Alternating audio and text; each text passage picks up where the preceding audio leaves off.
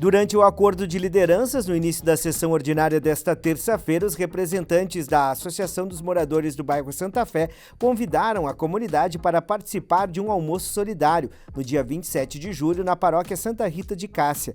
Além do momento de confraternização, o evento terá caráter social. Serão recolhidos alimentos não perecíveis, agasalhos e tampinhas plásticas. Os recursos arrecadados no almoço e os donativos serão destinados ao Lar da Velhice São Francisco de Assis e à Domus, a Associação de Amparo à Criança e ao Adolescente com Câncer da Serra Gaúcha, duas entidades que prestam apoio essencial a idosos e jovens em situação de vulnerabilidade.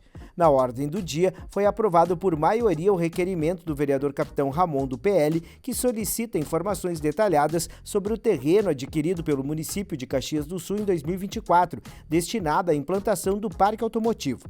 O pedido abrange diversos pontos, como os critérios técnicos utilizados na escolha da área, o valor total investido, o custo médio por metro quadrado da região, a existência e os resultados de estudos técnicos e ambientais prévios, os responsáveis pela aprovação do projeto, a origem dos recursos financeiros, além das razões que inviabilizaram a implementação do Centro Esportivo Automotor no local originalmente previsto.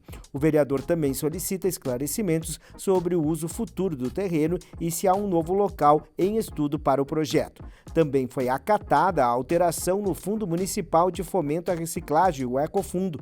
A mudança visa ampliar o limite de repasses financeiros às associações e cooperativas de recicladores conveniadas com o município, responsáveis pela triagem dos resíduos seletivos coletados pela Codeca. Com base em deliberação do CONDEMA, ficou autorizado o repasse de até 1.283 VRMs por associação cooperativa, por exercício, substituindo o limite anterior de 6.000 VRMs para o conjunto das entidades. Atualmente, cada VRM equivale a R$ 46,80.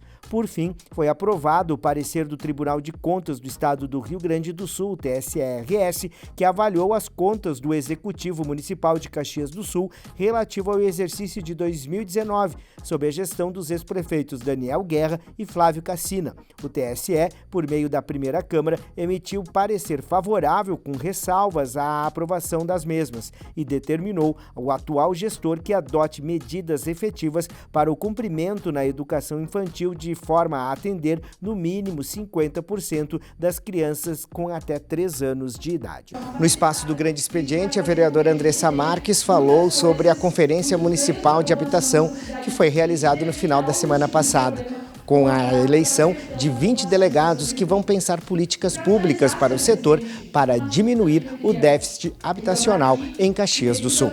Está cada vez mais caro para morar. Então nós precisamos pensar alternativas para que as pessoas de diferentes faixas, inclusive de salário, enfim, diferentes classes sociais, tenham acesso à moradia, que o município centralize isso, que o Estado possa fazer esse financiamento de forma mais acessível e com isso a gente consiga, inclusive, juntar um caixa para o nosso município poder investir cada vez mais em habitação.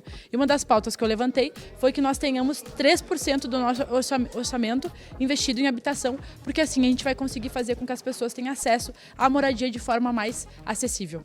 O vereador Iago Morandi abordou as deficiências no atendimento à saúde pública em Caxias do Sul, com ênfase nos serviços prestados por médicos especialistas no Centro Especializado em Saúde, o CES.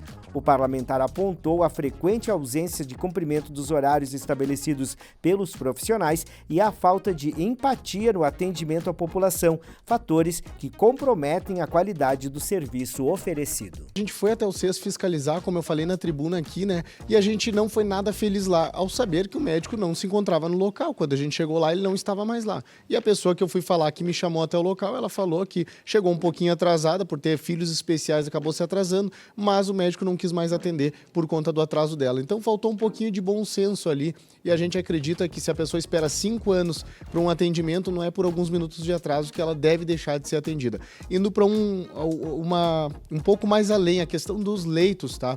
Aqui a gente falou sobre uma das soluções. Ah, mas vocês não apresentam soluções. Eu não tenho o poder da caneta, do executivo, não tenho orçamento de 3 bilhões para executar, para fazer. Eu apresento soluções. Uma das soluções é, o prefeito deve sim pegar o tempo ocioso, né, o espaço ali do Hospital Saúde, por exemplo, ajudar eles com a papelada, na minha humilde opinião, né, eles se regulamentarem, ficarem ao ponto de conseguir obter recursos através do SUS e nós alugar, colocar a prefeitura pagar, né, obter mais leitos ali, 50, 100 leitos, não interessa, o que vier vai ser de bom grado.